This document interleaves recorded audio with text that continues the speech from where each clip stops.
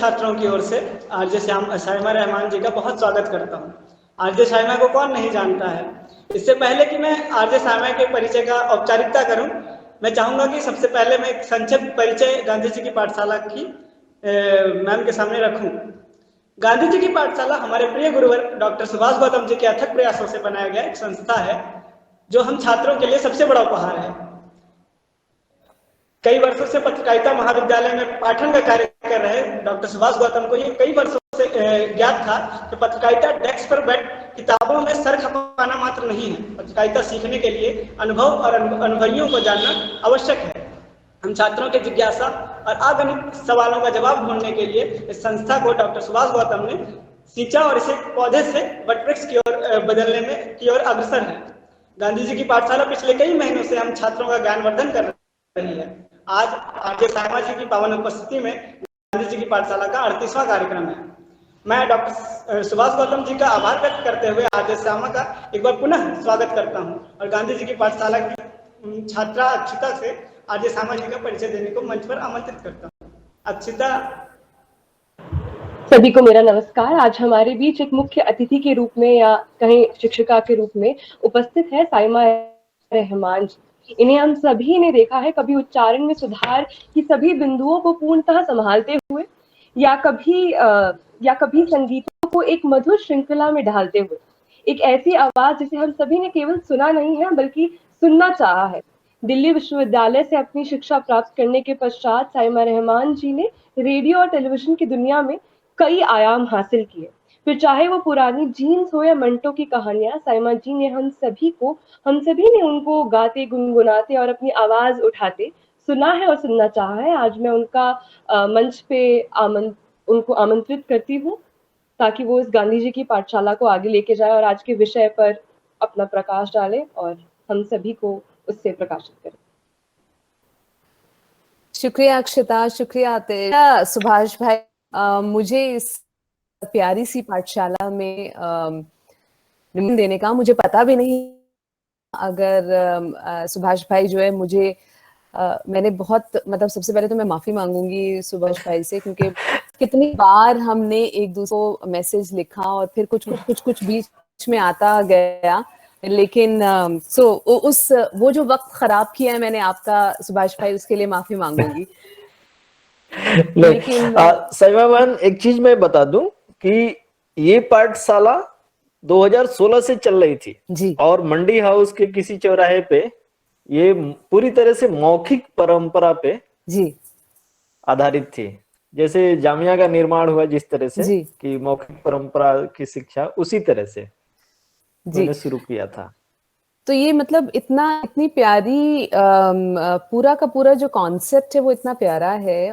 गांधी जी का नाम है, फिर सबसे पहले वो जो एक पूरी इंस्टीट्यूशन है वो आज भी पूरे जीवन शायद हम समझने की कोशिश करते रहेंगे।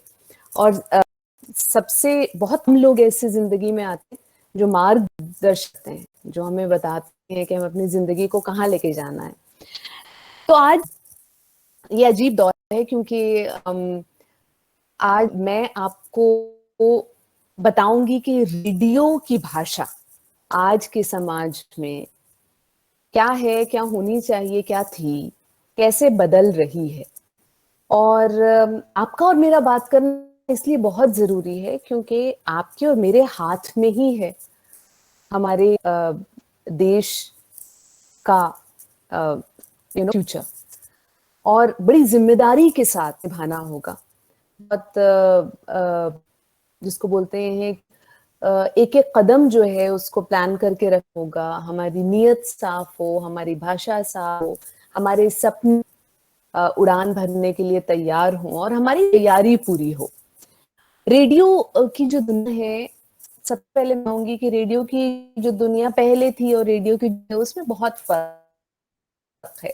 और मैंने वो दुनिया भी, जब जो रेडियो जॉकीज हुआ करते थे, प्रेजेंटर्स हुआ करते थे, उनकी कोई शक्ल नहीं थी, वो इनविजिबल थे, वो एक आवाज थे और उस आवाज से हम चेहरा अपने दिल में दिमाग में बनाया करते थे। तो मैं उस दौर में जब अपने लिसनर्स से मिलती थी, रूबरू होती थी कभी, तो वो मुझे देखते थे, क्या? तो मैं कहती थी सॉरी, आपने सोचा होगा कि कोई मधुबाला होगी या मीना कुमारी, मगर यही निकली। तो आप बर्दाश्त करना। रेडियो जॉकीज उस जमाने बहुत बड़े शॉक्स हुआ करते थे। लोग सोचते थे आवाज ऐसी तो पता नहीं ना अच्छा चेहरा होगा, ये होगा वो होगा, ऐसे ऐसे सपने बुन लेते थे। फिर जब मिलते थे तो उनको लगता था जैसे मैं पुरानी जीन्स आज भी करती हूँ, तब भी करती थी। लेकिन पुरानी जीन्स में चूंकि मैं पुराने गाने और जमाने की बातें किया करती थी, तो जब मुझे लिसनर्स मिलते थे तो कहते थे बस इतनी सी ही हो। तो मुझे लगता था क्योंकि उन्होंने सोचा होगा कि भाई जो पुराने जमाने की बात करती होगी वो भी कोई बुजुर्ग या कुछ मिडिल एज महिला तो होगी। तो इस तरह के बहुत प्यारे मोमेंट्स रेडियो के जरिए थे। लेकिन अब रेडियो देखा है, अब कोई सा चेहरा नहीं जो छुपा हुआ हो। सिर्फ आज के दौर में वो चेहरे छुपे हुए हैं जो अपना चेहरा छुपा के शायद सोशल मीडिया पे गालियां देते हैं, मगर वैसे कोई चेहरा छुपा। आज के वक्त में हर चेहरा बहुत जाहिर है, और ऐसे ही एक रेडियो प्रेजेंटर का चेहरा भी जाहिर है। रेडियो की भाषा, रेडियो एक ऐसा माध्यम है जिसको मैं दोस्त का दर्जा दूंगी। ऐसा दोस्त जो जिंदगी में के साथ साथ चलता है, आपके पास रहता है।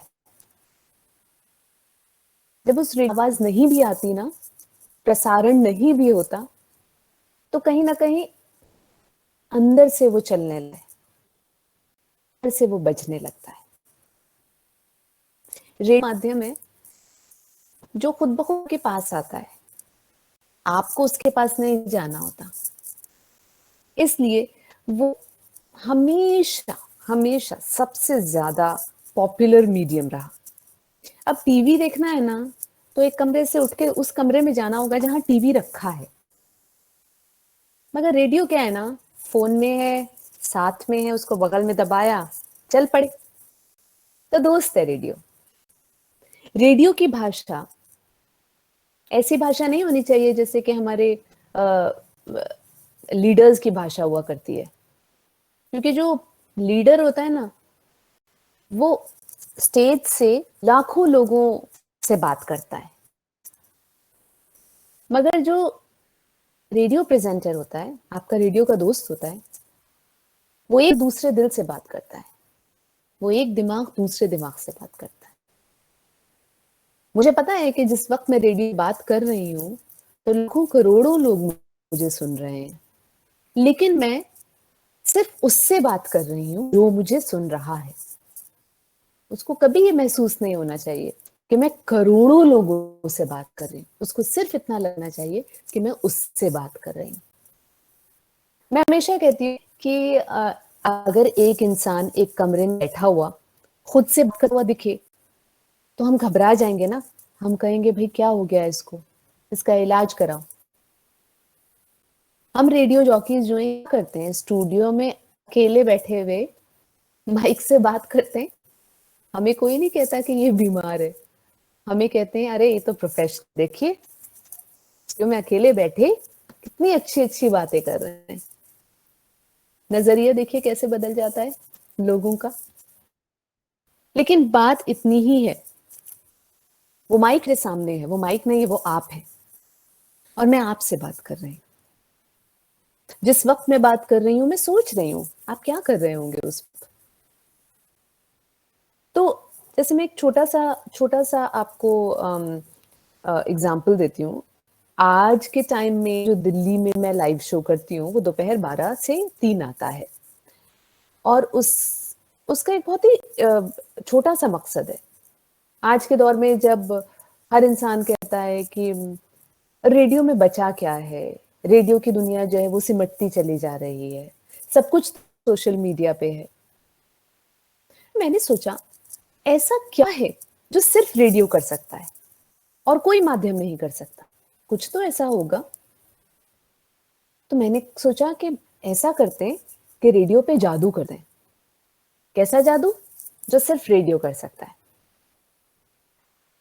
वो जादू बहुत ही सिंपल सा जादू है। मेरे शो का नाम है हर मर्ज की दवा सायमा, लेकिन मैं दवा नहीं हूं, मैं सिर्फ एक जरिया हूं। कैसे? मैं कहती हूं, जब मैं अपना शो शुरू करती हूँ तो मैं कहती हूँ, अभी जो मैंने आपको गाना, उस गाने के बाद आपके चेहरे पर मुस्कुराहट आनी चाहिए थी, मगर नहीं आई। शायद आपको कोई परेशानी है, शायद आपको कोई स्ट्रेस, शायद कोई एक ऐसी बात है जो ना तो आप अपने घर वालों के साथ शेयर कर, ना अपने दोस्तों के साथ शेयर कर रहे हैं। उसकी वजह कुछ भी हो सकती है, मगर वो एक प्रॉब्लम है जो आपकी जिंदगी में इस वक्त है और आपको उसका सोल्यूशन नहीं मिल रहा। अब जिंदगी में ऐसी कोई प्रॉब्लम नहीं जिसका सोल्यूशन ना मिले, लेकिन शायद आपने अभी तक ऐसे लोगों से बात ही नहीं की जो आपको उस मर्ज की दवा तक पहुंचा पाए, उस प्रॉब्लम के सोल्यूशन तक पहुंचा पाए। तो आप ऐसा करें, आप मेरे स्टूडियो के नंबर पे कॉल करें। उससे क्या होगा? उससे ये होगा कि जब आप कॉल करेंगे तो मैं आपसे आपका नाम नहीं पूछूंगी और आपका चेहरा नहीं दिखाई देगा, क्योंकि आप रेडियो पर हैं। आपकी सिर्फ आवाज आएगी।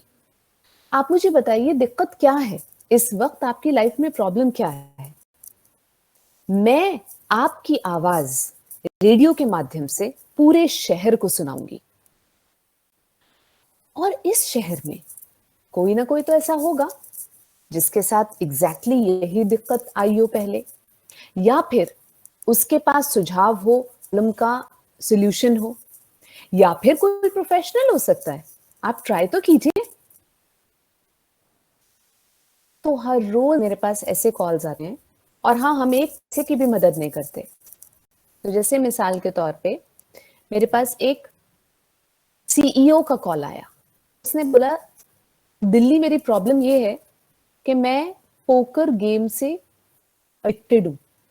अब तक मैं 2 करोड़ रुपए उस गेम में हार चुका हूं, क्योंकि मुझे एडिक्शन हो गया है। मुझे नहीं समझ में आ रहा कि मैं इसको कैसे छोड़ूं। मेरा परिवार, मेरे दोस्त सब परेशान है, लेकिन मैं छोड़ नहीं पा रहा। उन्होंने ये प्रॉब्लम अपनी दिल्ली के सामने रखी। मैंने वो कॉल प्रसारित किया और फिर कहा, दिल्ली बताइए, क्या है आप में से किसी के पास भी इसका सॉल्यूशन? कैसे इस पोकर गेम से वो बाहर निकले? अगला आया मेरे पास एक टैक्सी ड्राइवर का। उसने बोला कि साइमा, लगता है कि वो खेल अपने मोबाइल पर खेलते हैं, जो सबसे आसान वाला साधन है उनके पास। उनसे बोलिए कि उस पे वो जो ऐप है जिसके थ्रू वो गेम खेलते हैं, उस ऐप को बिल्कुल डिलीट कर दें, अभी के अभी। उनके बाद, उन ड्राइवर के बाद एक फोन आया एक काउंसलर का। उन्होंने तरीका बताया अगले 10 दिन उनको क्या करना चाहिए। और मैं क्या थी? मैं सिर्फ एक जरिया थी उसके लिए जिसकी प्रॉब्लम, और उनके लिए रहे थे। 15 दिन बाद उन सीईओ फोन आया और उन्होंने दिल्ली को धन्यवाद दिया। बहुत शुक्रगुजार थे वो उस शहर के, क्योंकि पिछले 15 दिन में उन्होंने एक भी गेम पोकर का नहीं खेला था। अब क्या हुआ? सीईओ की प्रॉब्लम का सुनिया एक टैक्सी ड्राइवर ने। क्या इस समाज में हम कभी ये सोच भी सकते हैं कि एक टैक्सी ड्राइवर की बात सुनेगा और उस पर अमल करेगा? नहीं। क्यों? क्योंकि ना तो मैंने कैब ड्राइवर को बताया ये सीईओ की प्रॉब्लम है, और ना मैंने सीईओ को बताया, पता लगने दिया कि ये कैब ड्राइवर ने सोल्यूशन दिया। एक इंसान ने दूसरे इंसान की मदद की। रेडियो एक ऐसी दुनिया है जहां पे हम वो दुनिया बना सकते हैं जो कि हमारे सपनों की दुनिया है, जहां पे हम एक दूसरे की शक्ल देखकर, एक दूसरे का मजहब देखकर, एक दूसरे की अमीरी गरीबी देखकर, एक दूसरे की जाति देखकर, एक दूसरे का देखकर उसको जज ना करें। हम सिर्फ एक दूसरे की इंसानियत के नाते मदद, और मदद करने के बाद फल की इच्छा ना करें। ना ये देखें कि वो मेरा रिश्तेदार है, ना ये देखें कि वो मेरा दोस्त है, ना ये देखें कि उसका मेरा खून का रिश्ता है। हम सिर्फ फोन मदद करें। क्या ये हो सकती है? अब ऐसा मैं ये बैठ के सोच सकती थी कि ऐसी दुनिया क्यों नहीं, लेकिन मैंने सोचा मैं क्या कर सकती हूँ ऐसी दुनिया बनाने में। बूंद बूंद से सागर बनता है ना। तो इस माध्यम के जरिए मैं वो सपनों की दुनिया हासिल करने की कोशिश कर रही हूँ, दिन जी रही हूँ जो मैं सोचती हूँ होनी चाहिए। रेडियो की भाषा, हर माध्यम मुझे हर माध्यम के थ्रू हम वो कर सकते हैं जो हम सोच रहे हैं। गांधी जी ने बोला था, be the change you want to. सिर्फ बैठकर इंतजार करना कि कहीं कुछ बदलेगा तो ये होगा, जीवन जीने का एक तरीका है। दूसरा तरीका, उसको सच बनाने के लिए मुझे जो बन पाए वो मैं करूं। मुझे दूसरा तरीका ज्यादा अच्छा लगता है। आप सिस्टम को क्रिटिसाइज करें, बिल्कुल अपने नेताओं को अकाउंटेबल ठहराएंगे, लेकिन क्या हमने वो सब किया जो हमें करना चाहिए था?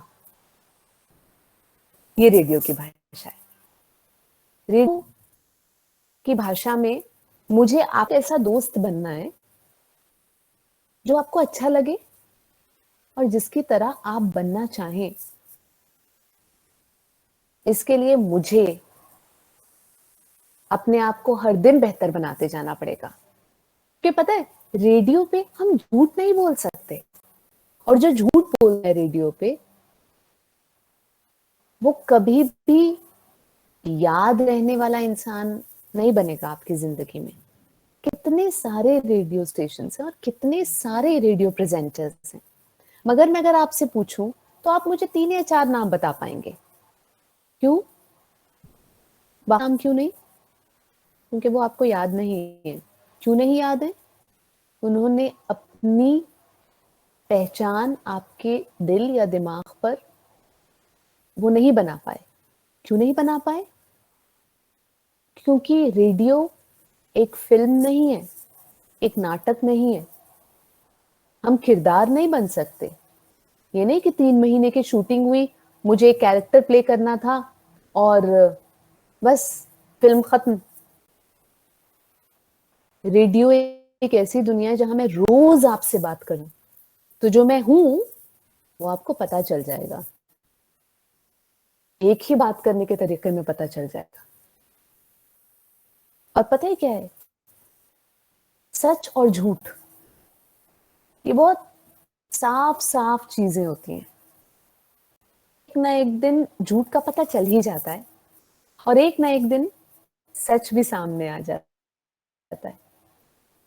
तो अगर झूठ पे हम अपनी जीवन गुजार रहे हैं, जो मैं नहीं हूं वो मैं बनना चाह रही हूं,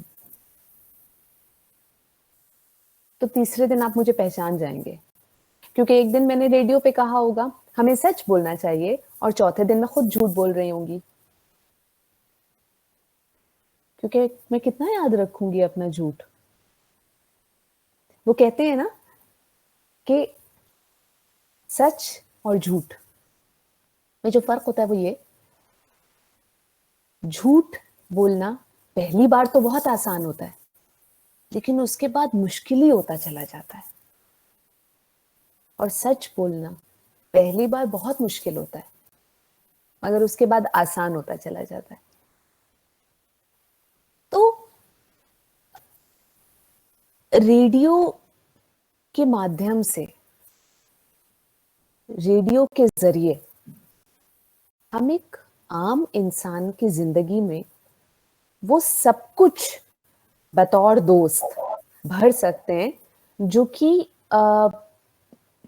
कि जिसका एक इंसान हकदार है। आज के दौर में जितनी फेक न्यूज फैल रही है, जितनी अफवाहें, जितने रूमर्स पे हम अपनी जिंदगी गुजार रहे हैं, हर दिन बताना कि ये सही नहीं है, ये सही है, आप बनिए वो सोर्स जिसका वो यकीन कर पाए। कौन बताता है कि यहाँ पे ट्रैफिक लगा हुआ है, वहां से दूसरा रूट ले लीजिए? कौन बताता है कि अरे भाई आप सीट बेल्ट पहनना भूल गए, चालान हो जाएगा? रेडियो आम जिंदगी के लिए। और फिर आपके पसंदीदा गाने तो हर रेडियो स्टेशन पे होते हैं, मगर अब लोग ढूंढते हैं वो दोस्त जो नहीं मिलते। मैंने रेडियो के साथ साथ सोशल वर्क में एमफिल किया, मास्टर्स किया, और आज के दौर में मैंने जो सोशल वर्क, जो पढ़ाई पढ़ी और जो उसमें सीखा, वो कैसे मेरे रेडियो की पूरे करियर में जुड़ता चला जा रहा है, ये कोई डिजाइन नहीं था। लेकिन वो सारी सीख, वो सारी बातें जब तक आपकी आत्मा का हिस्सा नहीं बनेंगी, जब तक आपके ज़मीर का हिस्सा नहीं बनेंगी, तब तक वो आपकी पर्सनालिटी में नहीं आएगी। जब लोग मुझसे पूछते हैं क्या जरूरत है तुमको बोलने की, भाई तुम चुप नहीं रह सकती, तुम्हारे सच बोलने से क्या हो जाएगा, तुम्हारे आवाज उठाने से क्या हो जाएगा? तो मैं उनसे सिर्फ इतना कहती हूं कि जुल्म के खिलाफ अगर मैंने आवाज नहीं उठाई तो मैं खुद को शीशे में नहीं देख सकती। जीवन मेरे ज़मीर पर आधारित है। अगर मैंने उसको झुठलाया तो मुझे रात को नहीं आएगी। ये मेरी जिम्मेदारी है, ये मेरा फर्ज है, ये इंसानियत के नाते मुझे करना चाहिए। ये सब चीजें तो बाद में आती है, मगर सच का साथ देना और झूठ के खिलाफ खड़े होना, ये ही मेरी पर्सनालिटी है। मैं खुद के लिए कर रही हूँ, किसी और के लिए नहीं। यही मैंने सीखा है, यही मेरी तरबियत है। तो अगर मैं वो ना करूं तो मैं खुद से झूठ बोलूंगी, और खुद से झूठ बोलूंगी तो कहां जाऊंगी? तो हाँ, आज के दौर में आप जानते हैं कि बोलने के, आपने अगर थोड़ा सा भी सच बोला तो आप कितना रिस्क उठाएं। मगर सच की राह में ये सब परेशानियां आएंगी। आपसे मैं बात आज सिर्फ इसलिए कर रही हूं कि हमारे देश का मुस्तकबिल, फ्यूचर, वर्तमान आपके हाथ में। आपको बहुत सोच समझ कर, अगर आप जर्नलिज्म के स्टूडेंट्स हैं तो एक शपथ है जो पत्रकार बनने पहले हर स्टूडेंट को लेना पड़ता है। संविधान का रक्षक बनेगा वो। तो अगर वो करने आ रहे हैं तो बड़ी सारी हिम्मत जरूरत होगी, और जोश और समझ, और इन सब के साथ नियत, साफ नियत। सारा खेल नियत का होता है। एक इंसान जो भर भर के बुरी गाली दे रहा है, उसकी गाली मंजूर है अगर उसकी नियत साफ है। और एक इंसान जो मुस्कुराता चला जा रहा है, अच्छे अच्छे बातें तो बोल रहा है, लेकिन उसकी नियत खराब है, उससे बड़ा खतरा कोई हो नहीं सकता। तो सबसे पहले आपको अपनी नियत पे काम करना है। मेरी आपकी नियत कभी किसी को तोड़ने की नहीं होनी चाहिए, बल्कि समाज को जोड़ने की होनी चाहिए। और उसमें हम जिस चीज का उपयोग कर सके, वो सोशल मीडिया हो, वो रेडियो हो, वो अलग अलग प्लेटफॉर्म्स होते हैं, मगर हम एक हैं और हम एक काफी हैं। बूंद बूंद से सागर बनता है, वो बूंद बननी है हमें। उस बूंद को सुखाने वाली एजेंसी नहीं बननी। तो मुझे लगता है सुभाष भाई, हमें प्रश्न लेने चाहिए। मैं चाहती हूँ कि जी बहन, कोई कोई भी प्रश्न किसी के मन में हो, आई थिंक हमें वो लेना चाहिए, क्योंकि मैं तो रेडियो जॉकी हूँ, मुझसे तो आप सारा दिन बुलवा लें, बोलती रहूंगी। ये तो है।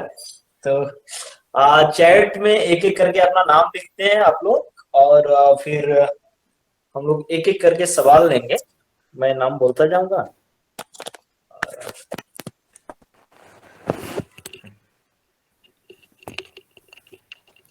चैट में आप लोग नाम लिख दें।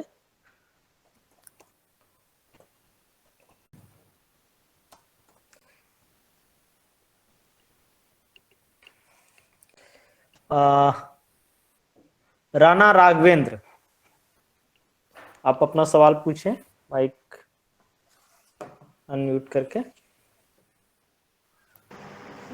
Good afternoon ma'am.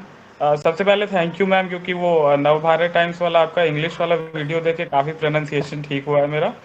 और मेरा क्वेश्चन ये है कि स्टार्टिंग में जैसे अभी कोरोना केसेस फिर से आज 93,000 से ज़्यादा केसेस आए हैं, तो मीडिया जिस रोल में थी और रेडियो में भी जैसे मतलब एडवर्टीजमेंट किया जा रहा था और जैसे सीरियसनेस दिखाया जा रहा था, अब वैसा नहीं दिख रहा है। शायद इसलिए लोगों में भय कम होते जा रहा है और केसेस काफ़ी इंक्रीज हो रहे हैं।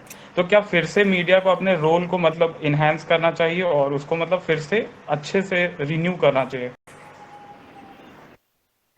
राणा, बहुत बहुत शुक्रिया आपके सवाल का, और आप बिल्कुल सही कह रहे हैं कि कोरोना के केसेस बढ़ रहे हैं और लगातार हम लोग रेडियो पे हर दिन मैं लोगों से बात करती हूँ और उनको मतलब ये समझाने की कोशिश करती हूँ कि वैक्सीनेशन डलवाना क्यों बहुत जरूरी है, और उनको अपने घर वालों को लेकर जाना चाहिए, क्योंकि वैक्सीनेशन के इर्द गिर्द भी इतनी सारी रूमर्स फैल रही हैं कि हर दिन हम ये वादा लेते हैं। ऑफ कोर्स मास्क के बारे में भी हर दिन हम ये बातें करते हैं, मगर मुझे और रेडियो स्टेशन का नहीं पता, तो इस वक्त मैं सिर्फ अपने रेडियो स्टेशन के बारे में बोलूंगी। हर दिन हमारी मुहिम रहती है कि हम हर बार जब माइक ऑन करें और बात करें, कोई भी बात करें, तो उसके आखिर में कहीं ना कहीं उनके साथ ये छोड़ दें कि देखिए अभी तक मास्क नहीं बचाया है, आपकी मेरी वैक्सीन मास्क है। तो डॉक्टर से कनेक्ट करते हैं, बताते हैं कि क्यों फैल रहा है, कहीं नहीं।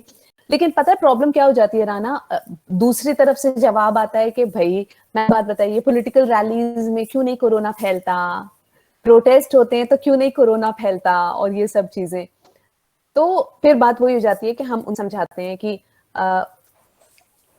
अब उनके हम क्या बोल सकते हैं, लेकिन आपकी और मेरी जिंदगी में हमें पता है कि ऐसे मास्क की लापरवाही की या वैक्सीनेशन नहीं लगवाया तो फिर हमें ये हो सकता है। तो बात लगातार हमारे रेडियो स्टेशन चल रही है, लेकिन जो आप कह रहे हैं वो बिल्कुल सही है कि फोकस हमारा कोरोना होना चाहिए कि किस तरह से हम इसको कंटेन कर सके। लेकिन प्रॉब्लम ये है कि हमारे देश में ना हर साल इलेक्शंस होते हैं, तो हेडलाइंस कोरोना से तो बिकेगी नहीं, इसलिए वाकई मीडिया कम बात करती है। लेकिन आपकी मेरी जिम्मेदारी है कि हम आस पास जो है इस चीज की बात करते हैं और लोगों को इनकरेज, वो मास्क लगाएं या फिर फिजिकल डिस्टेंसिंग करें या फिर वैक्सीनेशन के लिए जाएं।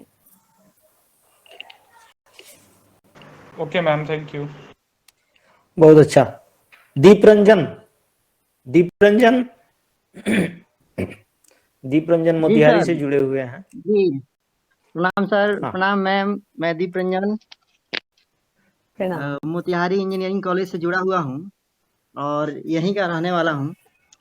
मैम हमारी सवाल जो है वो, जैसे आप बोल रही थी कि हम लोग दिल से, रेडियो जॉकी जो होती हैं होते हैं वे दिल से लोगों से बात करते हैं, तो क्या ऐसा कोई जरिया है जो हम लोग भी दूसरे के दिल से जो बात करने का तरीका या कोई उपाय हो जिससे हम लोग भी जुड़ सके लोगों के दिल से? दीप रंजन, सबसे अच्छा जो तरीका आज के दौर में है वो सोशल मीडिया है। सोशल मीडिया तो आपका प्लेटफॉर्म है, आप क्यों नहीं अपना पेज और अपना प्लेटफॉर्म ऐसा बनाते हैं कि आप ऐसी बातें वहां पे करें या फिर खुद को ऐसा बनाएं कि लोग आपसे जुड़ना चाहें, कि लोग आपके दिल की बात, आपसे दिल की बात, सबसे पहले दिल की बात सुननी पड़ेगी दिल की बात कहने के लिए। तो आज के दौर में तो आपको किसी का इंतजार करने की जरूरत नहीं है, आपके पास सोशल मीडिया है, आप उसे बनाएं। मैम जैसे आप पहचान की बात बोल रही थी कि एक दूसरे का पहचान लोग जो है छुपाना चाहते हैं, लोग जो है बताना नहीं चाहते हैं, तो ऐसा कोई मैंने जरिया जो हो जिससे कोई पहचान भी छुप जाए दूसरे का और दूसरे का बात भी हमारे पास पहुंच सके, ऐसा कोई? हाँ तो सोशल मीडिया तो बताया। सोशल मीडिया दीप रंजन जी, और बात ये कि आपको देखना पड़ेगा कि मकसद क्या है। मकसद आपका अगर है कि आप किसी की मदद करना चाहते हैं या फिर मतलब वो मकसद करना पड़ेगा। रेडियो पे हमारा मकसद है कि हम जितने लोग हमें सुन रहे हैं हम उन्हें सही दिखाएं, जी बिल्कुल, हम उनके साथ चलें। मेरे लिए समाज रेडियो पे जरूरी नहीं, मेरे लिए इंसान रेडियो पे जरूरी है। जी शुक्रिया मैम, शुक्रिया। बहुत अच्छा। अरमान, अरमान जामिया से हैं। अरमान आप सवाल। प्रणाम सुभाष गौतम सर, अस्सलाम वालेकुम साइमा मैम। मेरा सवाल ये था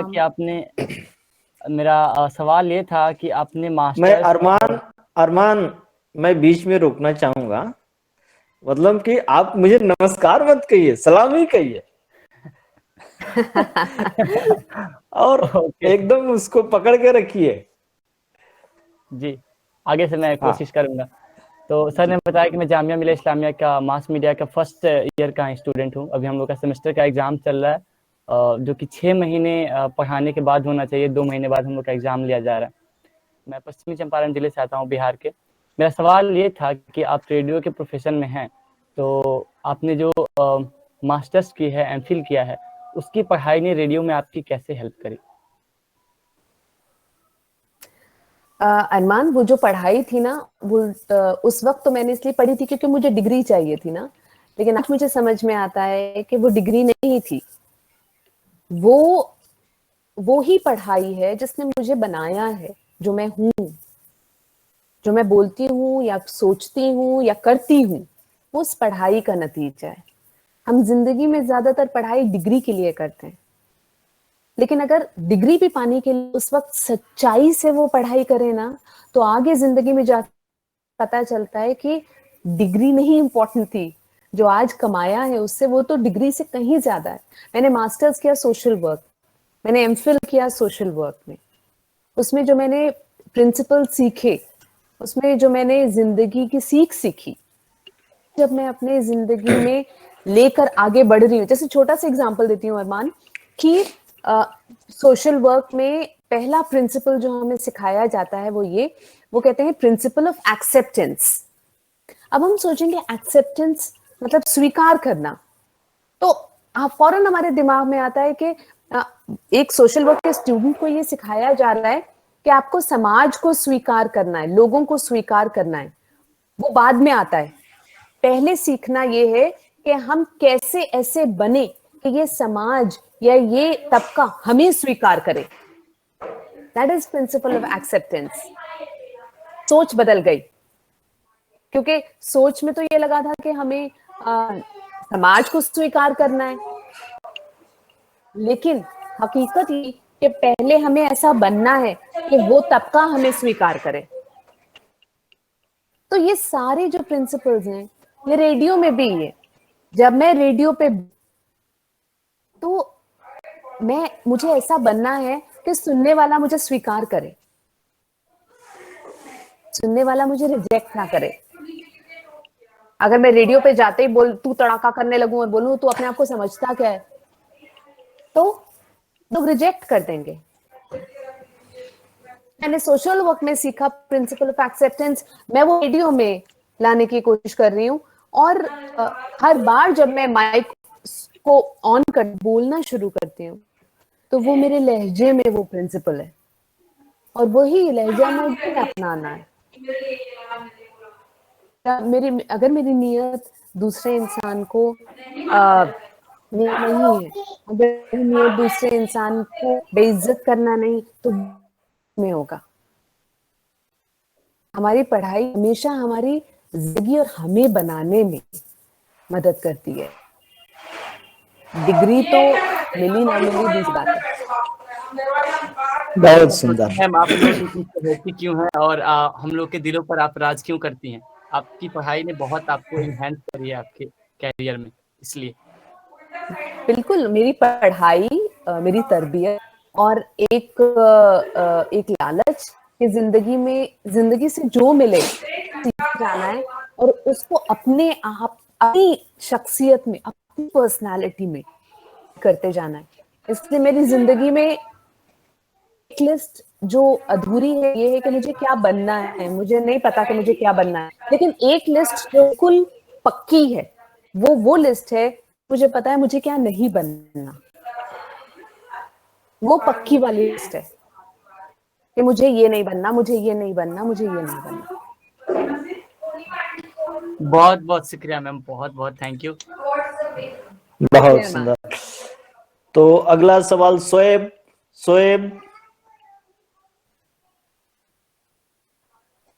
हैं? लगता है शोएब का कुछ नेटवर्क प्रॉब्लम है। परवेज। हाँ, good afternoon ma'am. Good afternoon Parvez. मैं ट्विटर पे आपकी वीडियोस, छोटे छोटे ब्लॉग्स जो आप बनाती हैं देखता हूँ, तो बड़ा एक अंदर से अंदर तक वो छू जाती है मुझको। और अभी तक हमने सारी बातें जो की, तो इसमें सबसे महत्वपूर्ण मेरे लिए ये एक चीज लगता है कि हम बहुत बड़े एक समाज में रह रहे हैं, ऑनलाइन ऑफलाइन सारी चीजें करते हैं, तो इसमें पर्सनालिटी का क्या रोल होता है और कैसे किसी के पर्सनालिटी को मेजर करें, अपना या दूसरे किसी का, क्योंकि यही हमको अच्छा बनाता है, बुरा बनाता है और किसी के साथ जोड़ता है। तो इसको हम कैसे इम्प्रूव करें और सामने वाले को कैसे देखें कि वो उसका पर्सनालिटी कैसा है? परवेज, दूसरी की पर्सनालिटी कैसी है सोशल मीडिया पे वो हमें दो ही चीजों से पता लगती है, उनकी भाषा से, उनके अल्फाज से, उनके शब्द से। हम क्या सोचते हैं, हम क्या महसूस करते हैं, ये कैसे जाहिर करते हैं, ये हमारी बॉडी लैंग्वेज जो सोशल मीडिया पे नहीं दिखती, वीडियोस में दिखती है, या फिर लफ्ज होते हैं, शब्द होते हैं, उससे हमारी होती है, उससे हमारी नियत जाहिर होती है। तो दूसरा है, ये बहुत बहुत जल्दी पता चल जाता है, लेकिन हाँ, एक ही ट्वीट या एक ही उसके पोस्ट से जज मत कीजिएगा, उसको अगर समझना है तो उसको फॉलो कीजिएगा। किसी का बहुत ज्यादा शोर आ रहा है, अभी थोड़ा सा म्यूट कर दीजिए क्योंकि मुझे फिर अपनी आवाज नहीं आती है, ऐसा ना हो कि मैं चिल्लाने ही लगूं। तो परवेज, हमें ये समझ में आ जाए कि दूसरा इंसान कैसा है। अगर हम उसको फॉलो कर रहे हैं तो हमें थोड़ा पेशेंटली फॉलो करना चाहिए, उसको थोड़े दिन तक देखना चाहिए कि वो तरह की भाषा का प्रयोग करता है, उसकी विचारधारा क्या है, उसका लहजा क्या है। विचारधारा सही, लहजा गलत है तो चल जाएगा, एक उम्मीद है कि आगे जाके वो अपना लहजा भी बदले। लेकिन अगर लहजा तो ठीक है, विचारधारा खराब, तो फिर प्रॉब्लम है। विचारधारा में बहुत वक्त है। तो और परवेज, जो हम दिख रहा है, जो हमारे सामने है, उनको देखकर हमें क्या बनना है हमें पता चल जाएगा। उसी कर समझ में आ जाएगा कि ये नहीं करना है, उसी को देखकर समझ में आएगा ये करना है। कोई गाली गलौज मुझे दे रहा है और मैं वापस गाली गलौज करने, तो आपको ये समझना चाहिए कि मुझे ऐसा नहीं बनना। कोई गाली गलौज दे रहा है, दूसरे इंसान ने उसको इग्नोर कर दिया, या दूसरे इंसान ने उससे प्यार से बात करने की कोशिश की, आपको समझ में, आपको दूसरा अच्छा लगेगा, तो आप समझ जाएंगे मुझे ऐसा बनना है। तो मुझे कहना है, ये मुश्किल नहीं है समझना। हमारे अंदर अच्छा और बुरा क्या है, बेहतर और कोई नहीं जानता। बस हम खुद को ही नहीं फेस कर पाते।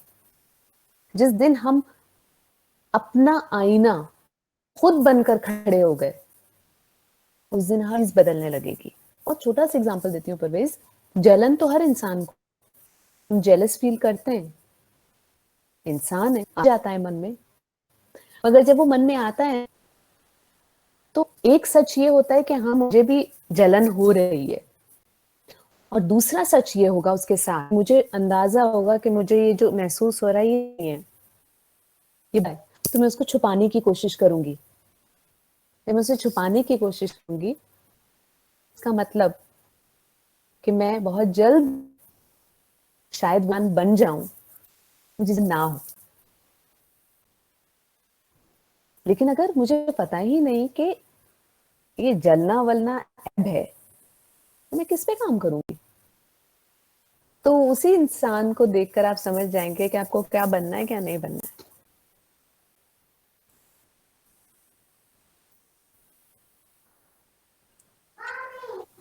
बहुत सुंदर। Thank you ma'am.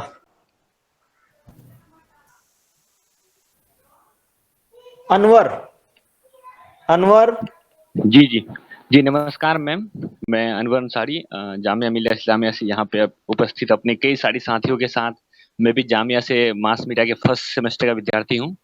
तो मैम जिस तरह से आपने बताया कि जो आज सोशल मीडिया और इलेक्ट्रॉनिक मीडिया के आने से रेडियो की उसकी जो सुनहरा इतिहास रहा है, वो इतना बड़ा दर्शक वर्ग था, आज वो कम हो रहा है। तो वो इन परिस्थितियों में मैम तो कैसे रेडियो की चाहिए कि वो ज्यादा से ज्यादा दर्शकों को जोड़ सके। और उसी में दूसरा है कि एज ए मीडिया स्टूडेंट हमें रेडियो में वर्तमान युग में क्या क्या करियर या अवसर है? अनवर, रेडियो की दुनिया, कोई भी दुनिया, जैसे जैसे आगे हम चलते जाएंगे, टेक्नोलॉजी बढ़ती जाएगी, तो क्या होता है कि वो सिर्फ, अब जैसे टीवी है, पहले कितना टीवी देखते थे, अब इतना नहीं देखते हैं। आजकल सोशल मीडिया के सब है, शायद जब सोशल मीडिया से लोग उकता जाएं, फिर किसी इसकी तरफ चले जाएंगे, तो वो तो रहेगा। क्या होगा, रेडियो अगर इतना बड़ा उसका राज था, तो वो सिमटता जाएगा और यहाँ तक आ जाएगा, अपने घर में समा जाएगा। टीवी अपने घर समा गया, एक दिन फेसबुक अपने घर में समा जाएगा, ऐसा होता रहेगा। वो चैलेंजेस होते रहते हैं। किसी को अब रेडियो के करियर की तरह देखना है, तो उसको मैं बहुत साफ साफ ये कहना चाहती हूँ कि रेडियो में करियर बना के आप बहुत पॉपुलर ना अगर चाहें, आपको बहुत ऊंचा जाना है, बहुत मुश्किल वक्त है। क्योंकि आज के दौर में रेडियो पे उपस्थित नहीं, मुझे एक ब्रांड बनना है।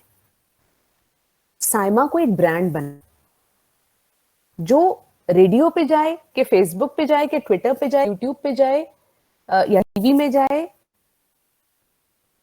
वो एक होनी चाहिए, एक स्ट्रॉन्ग ब्रांड होना चाहिए, तो मैं कामयाब हूं। क्या लोग मेरा नाम जानते हैं? चाहे किसी भी वजह से जानते हो। नवेद मुर्गा बनाता है, वो उसका ब्रांड है। तो साइमा है, पोएट्री, लैंग्वेज, डिक्शन की बात, क्या ब्रांड है। आपको एक ब्रांड बनना पड़ेगा, और फिर ये जरूरी नहीं होगा कि आप रेडियो पे जाएं, कि आप सोशल मीडिया पे जाएं, कि आप यूट्यूब चैनल खोलें। अजीत अंजुम जी जर्नलिस्ट हैं, उनका ब्रांड है। वो टीवी पे न्यूज पढ़ा करते थे, या अब वो अपना यूट्यूब चैनल में पत्रकारिता करते हैं।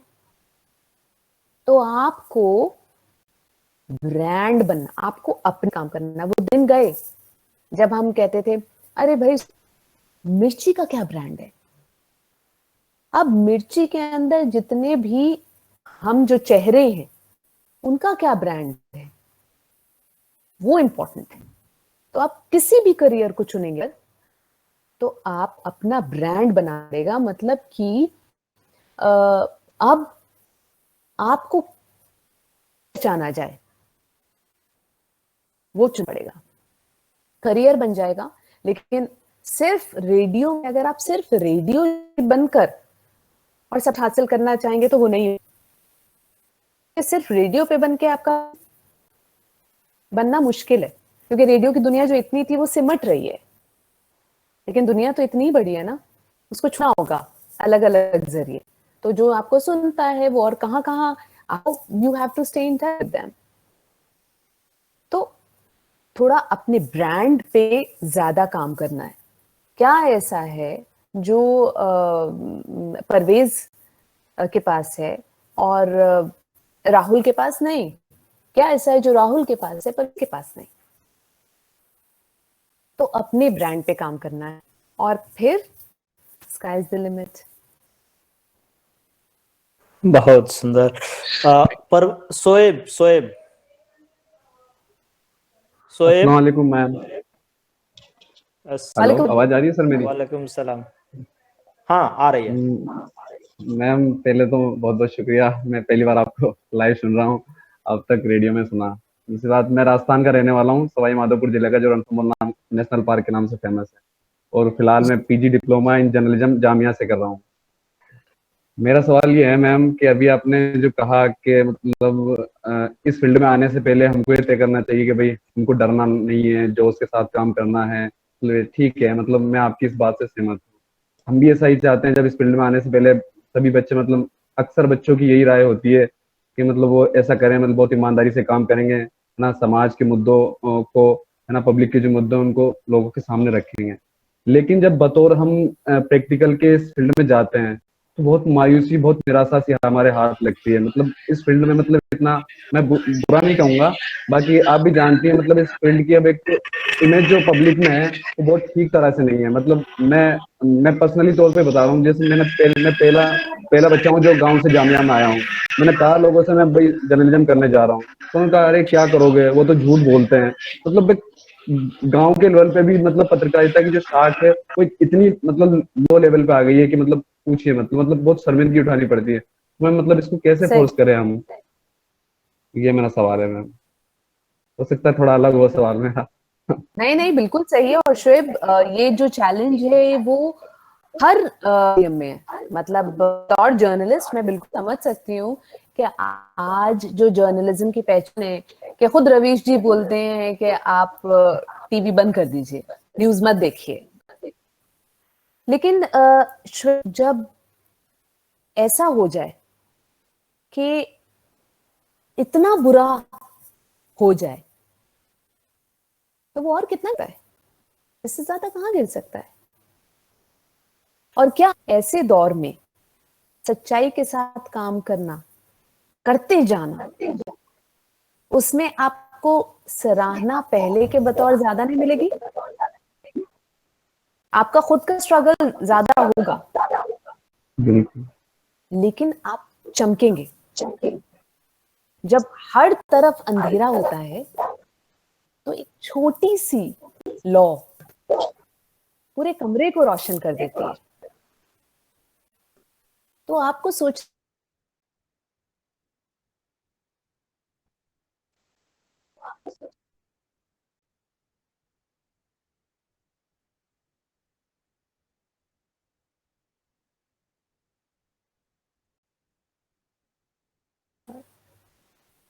क्या मुझे सुना जा रहा है? क्योंकि कुछ चेंज हुआ।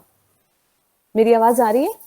जी मैम, आपका नेटवर्क वीक लग रहा है। थोड़ा डिस्टर्ब हो गया था, अब हल्का सा नेटवर्क वीक हो गया था। हाँ, तो शोएब, बेसिकली बात ये है कि अगर एक तरफ ऐसे पत्रकार हैं जिन्होंने पत्रकारिता को, जर्नलिज्म को इतना बुरा नाम दिया है, तो दूसरी तरफ ऐसे भी पत्रकार हैं जिनका नाम आज हम बहुत बढ़ चढ़ कर सुनते हैं। इनफैक्ट उन्हीं को फॉलो करते हैं अगर हमें असल न्यूज जाननी है, चाहे वो रवीश जी हो, वो अजीत अंजुम जी हो, वो इतने सारे इंडिपेंडेंट जर्नलिस्ट हो।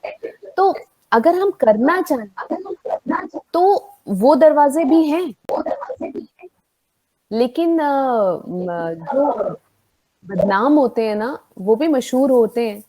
तो आपके लिए रास्ता बिल्कुल साफ है। आपको चुनना पड़ेगा कि आपको सच वाली पत्रकारिता करके कम पैसे कमाने हैं या झूठ वाली पत्रकारिता करके ज्यादा पैसे कमाने हैं। चॉइस आपके पास। बहुत अच्छा शोएब, मैं आपको एक चीज बता दूं, पत्रकार जो है कि एकदम रसगुल्ले के जैसे होता है, रसगुल्ले के समान है। एक बार रसगुल्ला नाली में गिर जाए तो उसे खा नहीं सकते। पत्रकार की छवि एक बार खराब हो गई तो दुनिया की ताकत बचा नहीं सकती है। बिल्कुल जी सर, क्लास में सुन लिया सर, ये वाला मैंने पॉइंट आपकी क्लास में। तो शुक्रिया बहुत मैम। सर मैम, मेरे दादाजी भी शायर थे, वो अब इस दुनिया में नहीं रहे। उनकी वो 2-3 किताबें शाये हुई है लोकल लेवल पे। बहुत बढ़िया। किसी दिन आप अपने दादाजी की शायरी सुनाइएगा, आपका रखेंगे हम लोग। जी सर, अनुराग, जी। अनुराग मोतिहारी से हैं। Anurag. Yes sir, yes sir. Sir हाँ। मैं पहली बात कि मैं बहुत आज अच्छा से, और हर बार की तरह मैं जो भी अतिथि आते हैं उनको मैं भी अच्छा से सुनता हूँ, लेकिन आज उससे भी अच्छा सुना, क्योंकि मुझे बहुत कुछ सीखने को मिला कि शब्दों के प्रति कितना आनंद बनाया जा सकता है और उठाया जा सकता है। काफी बारीकियों के साथ सीखा। और मेरा नाम अनुराग और डीएसएस से हूँ मैं, और खासकर हिंदी शुक्रिया विद्यार्थी अनुराग। के, जी, और हिंदी के छात्र होने के नाते ये सीखने की कोशिश और आगे रहेगी। मेरा क्वेश्चन है कि जब लोग खुद से अकेला और एकांत मानकर लोग आगे चल रहे हैं, तो आपके जैसे साथी इस एकांत को खुद में समाहित कर लेते हैं, तो खुद के लिए कैसा अनुभव रहा है आपका, और ये आपका अनुभव हमको हमारे खुद के अकेलेपन को कितना सामाजिक बना सकता है, जरा बताइए। और तीसरा इसी में शुक्रिया क्वेश्चन अनुराग। छोटा सा है कि इसमें कैरियर की क्या संभावना है। तो अनुराग, आपका बड़ा प्यारा सा सवाल है और आप बिल्कुल ठीक कह रहे हैं। जब आप कुछ ऐसा करते हैं जिसमें, मैं क्वेश्चन दोहरा दूं? नहीं, मैं समझ गई हूँ आपका सवाल। तो जब भी आप कुछ ऐसा करते हैं जो कि उस दौर में प्रचलित नहीं होता, जुल्म बढ़ रहा है, आप खुद को अकेला पाते हैं, क्योंकि आपके यार दोस्त या आपके बहुत सारे साथी जो हैं वो डरते हैं आपसे जुड़ने में, और आपको पता नहीं कितनी तरह से बदनाम कर दिया जाता है।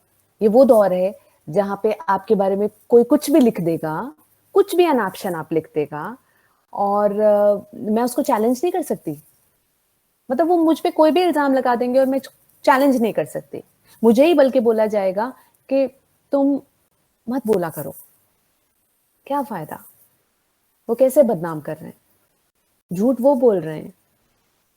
लेकिन मुझे वो सब सहना है। और हाँ, इंसान कभी कभी खुद को बहुत अकेला महसूस करता है, लेकिन अनुराग, जब हम खुद को अकेला महसूस करते हैं तो हम वो गलत महसूस करते हैं, क्योंकि हम कम हैं मगर अकेले नहीं। एक सच है जो चुपचाप सहमा बैठा है, उसको इंतजार है कि एक सच थोड़ी सी आवाज उठाए, बस उसको उतना इंतजार है। मेरे बोलने से वो एक सच जो चुपचाप सहमा बैठा था उसको हिम्मत मिली, उसके बोलने से एक तीसरे को हिम्मत मिली, और एक जो मैंने अकेले रास्ता तय करना सोचा था तो अब कारवां है। मैं अकेला ही चला था जाने बे मंजिल, मगर लोग जुड़ते गए और कारवां बढ़ता गया। गलत शेर पढ़ा है मैंने, अब्बू होते तो बहुत चपत पड़ती, मगर कुछ ऐसा सही है। हम कभी अकेले नहीं होते, कभी अकेले नहीं होते।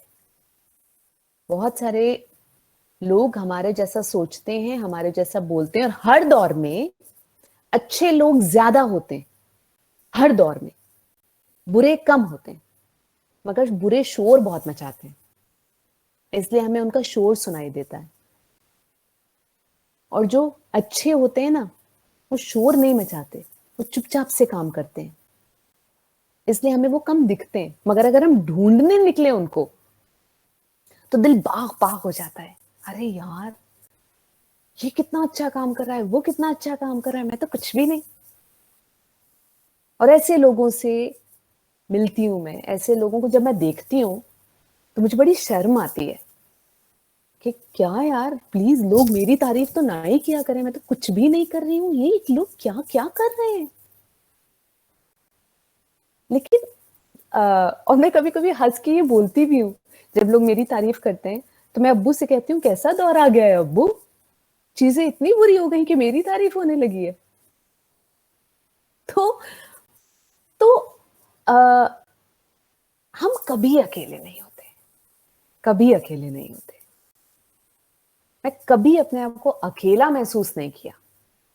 हाँ, मैं भी डरी सहमी, ये काम इंसान, अपने घर वालों के लिए ज्यादा फिक्र हुई, गुस्सा आता है कि भाई गलत मैं हूं, गलत वो है, सही मैं हूं, लेकिन सहना मुझे पड़ रहा है। जो जो जो अत्याचार कर रहे हैं उनका बोलबाला है, और जो अच्छा काम कर रहे हैं वो सलाखों के पीछे हैं। ये कैसा दौर है? ये आपकी और मेरी आजमाइश का दौर है। परीक्षा से गुजर रहे हैं हम। अगर हम ने अत्याचार का साथ देना शुरू किया तो हम परीक्षा में फेल, और अगर सही करते करते सलाखों के पीछे भी पहुंच गए तो पास। इसलिए ये अकेलापन, अगर कोई अपने आप को उसमें अकेला महसूस भी करता है तो वो बुरा नहीं है। वो कभी अकेले होके दुखी नहीं होगा, उसे बड़ा सुकून होगा, क्योंकि उसका साथी सुकून होगा, क्योंकि उसका साथी प्यार होगा, मोहब्बत होगा, इंसाफ होगा। और जब ऐसे साथी हों तो लोगों की किसको परवाह है? ईमान का साथ हो तो क्या चाहिए जिंदगी में भाई? और इन सब चीजों को लेकर क्या अपना करियर बनाया जा सकता है? हाँ, बनाया जा सकता है। क्या कामयाबी के साथ बनाया जा सकता है? हाँ, बनाया जा सकता है। अगर करियर बनाना है तो, पैसे कमाने हैं तो निराश हो जाओगे। सही रास्ते से पैसे छप्पर फाड़ के नहीं आते, ट्रिकल होता है, बूंद बूंद गिरता है, मगर घड़ा भर जाता है। तो बस इतनी सी बात। बहुत बहुत धन्यवाद मैम। और आप तो और आपका उत्तर मैम काफी रचनात्मक था और अनुभव से काफी लबोलिबास से भरा हुआ था। बहुत खुश हूँ और आगे सर का मार्गदर्शन रहेगा और आपके लिए। ठीक है अनुराग, अभी बहुत लोग हैं तो छोटा सवाल पूछे आप लोग। राहुल, छोटा सा सवाल पूछिएगा सीधे सीधे। जी, तो मैम मेरा बहुत ही छोटा सा सवाल ये है कि जो कम्युनिटी रेडियो है और जो प्रोफेशनल रेडियो जैसे 93.5 रेड एफएम वगैरह ये सब हो गया, और कम्युनिटी रेडियो, इन दोनों की भाषा में क्या डिफरेंस है? और क्या कम्युनिटी रेडियो में भी वही सब प्रोग्राम चलाए जा सकते हैं जो उनके तरह के उन सब में भी? राहुल, कम्युनिटी रेडियो और प्राइवेट एफएम चैनल्स में बहुत बड़ा डिफरेंस है। कम्युनिटी रेडियो का जो मकसद है वो लोगों के लिए बनाया जाता है, मतलब उनकी सहायता के लिए, उनकी मदद के लिए, उनको इन्फॉर्म करने के लिए, उनके साथ नॉलेज, बहुत सारी सूचना जो है वो बांटने के लिए। कम्युनिटी रेडियो का मकसद ये है कि कम्युनिटी जो आपको सुन रहा है उनकी जीवन को आप कैसे बेहतर बनाएं, उनको रिसोर्सेज से मिलवाएं, उनको बहुत तरह की इंफॉर्मेशन दें। प्राइवेट एफएम स्टेशंस का मकसद होता है प्रॉफिट कमाना, पैसे आने चाहिए, और उसके लिए वो एंटरटेनमेंट की तरफ जाते हैं। तो आपने देखा होगा कि वो हेल्थ की बातें, एजुकेशन की बातें, सोशल कॉजेज जो हैं उसको छूते जरूर हैं, लेकिन पूरा कार्यक्रम उस पर नहीं होता, क्योंकि उन्हें अंदाजा होता है कि ये सुन के लोग बोर हो जाएंगे और उनको सुनना कम कर देंगे, और अगर सुनना कम कर दिया तो पैसे कैसे आएंगे? थोड़ा सा जुड़ना भी थोड़ा सा मुश्किल हो जाएगा अगर थोड़ा सा उसमें एंटरटेनमेंट डाला। तो कम्युनिटी रेडियो का मकसद प्रॉफिट कमाना नहीं है। प्राइवेट एफएम स्टेशंस का मकसद पैसे कमाना है। आपको हमेशा देखना पड़ेगा आपका मकसद क्या है, उसके तहत सब कुछ करना है। मेरा शो जो है अगर एंटरटेनिंग नहीं होगा तो फिर मुझे भी मेरा रेडियो स्टेशन कहेगा कि बाय बाय।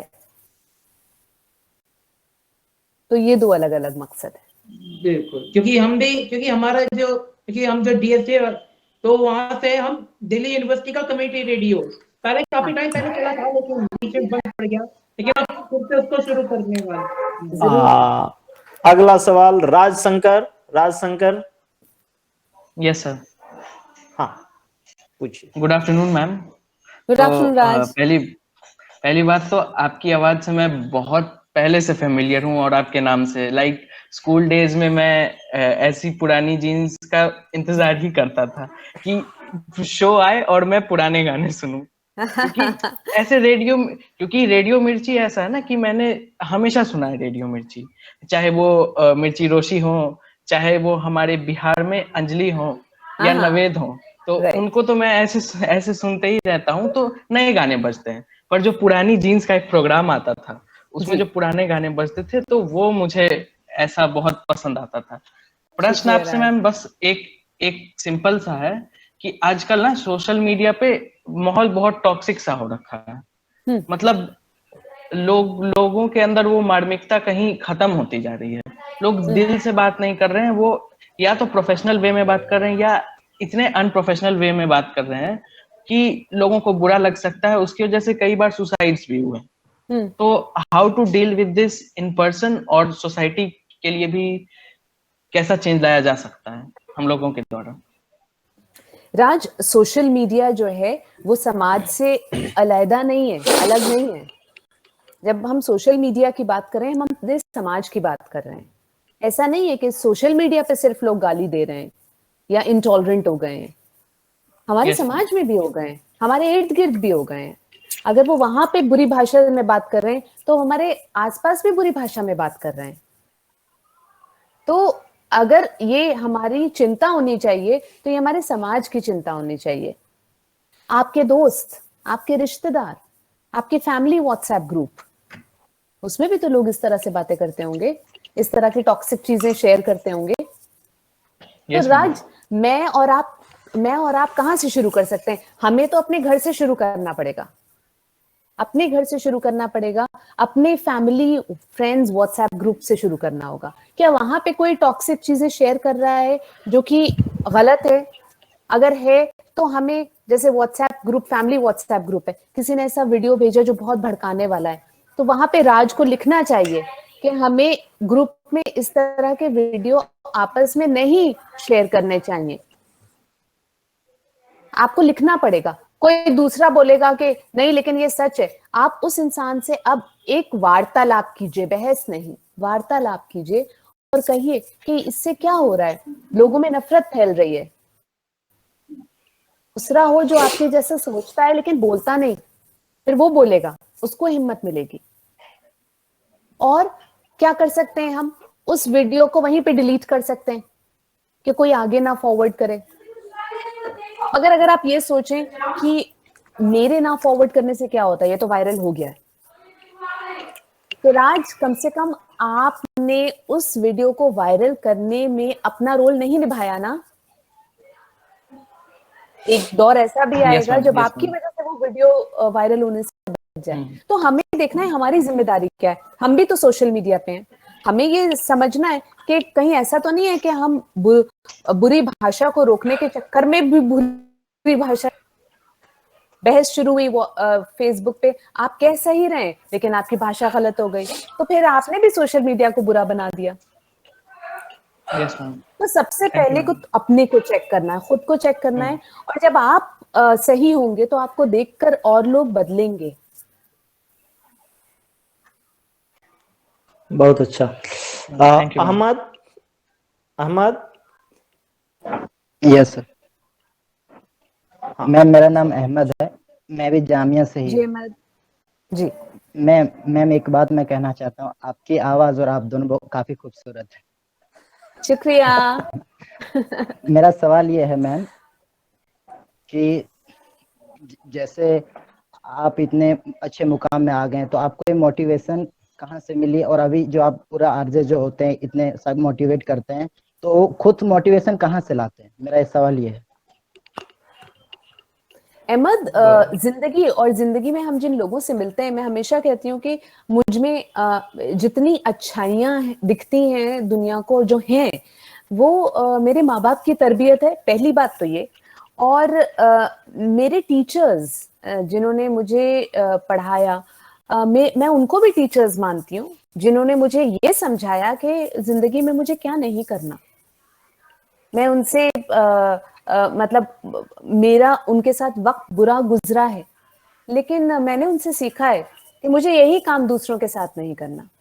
जैसे अगर मैं अपने पहले किसी बॉस का एग्जाम्पल दूं, तो बहुत छोटी सी बात मैं बताती हूँ कि फोन जब वो करती थी तो सबसे लोग हेलो हाय करते हैं, वो सबसे पहले पूछती थी कहाँ हो तुम।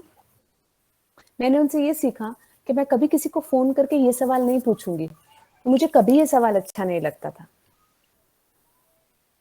बहुत ही छोटी सी बात है, लेकिन अगर हम अपनी आंख, कान, नाक, दिल, दिमाग खुली रखें और हमेशा मकसद ये हो कि जिंदगी से सीखना है, तो हमें कोई नहीं रोक सकता भाई। जिंदगी में एक एज ऐसी होनी चाहिए जब स्कूल कॉलेज की हमें जरूरत ना पड़े, हम खुद अपने टीचर्स चुन लें। जैसे सुभाष भाई जिस तरह से बात करते हैं, जो उनका लहजा है, उसमें जितना प्यार है, मोहब्बत है, अपनापन है, अगर हमने उनसे ये नहीं सीखा तो क्या फायदा इस पाठशाला का,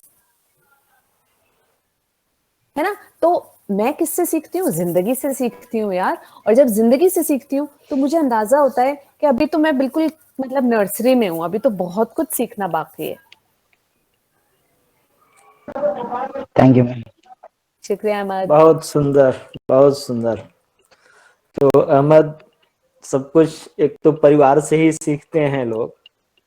मेरी परवरिश मेरे दादा के साथ हुई। मेरे दादा फ्रीडम फाइटर थे, और अब मुझे ये समझ में आता है कि मेरी माँ ऐसा क्यों करती थी। ईद है तो सेवइयां बन जाती थी, अगर वो क्रिश्चियन का कोई वो हो, 25 दिसंबर हो, तो उस दिन केक बन जाता था। तो मतलब कि कोई त्योहार हो किसी धर्म का, वो पूड़ी और आलू की सब्जी जरूर बनती थी। हाँ, तो बिल्कुल, फिक्स था। बिल्कुल। तो अब मुझे ये समझ में आता है कि मुझे ये जो सेकुलर का जो कंसेप्ट है, मुझे ये परवरिश कहाँ से मिली है? किसी दवाई की दुकान पर नहीं मिलती है आपको। सही।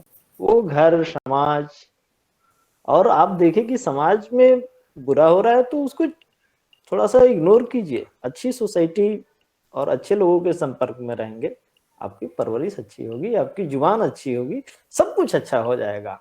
और सब कुछ हम समाज से ही सीखते हैं। तो मरियम जी सर। मैं आज बड़ी दुखी हूं कि बहनों की तरफ से कोई सवाल नहीं आया, सिर्फ मरियम ने सवाल पूछा।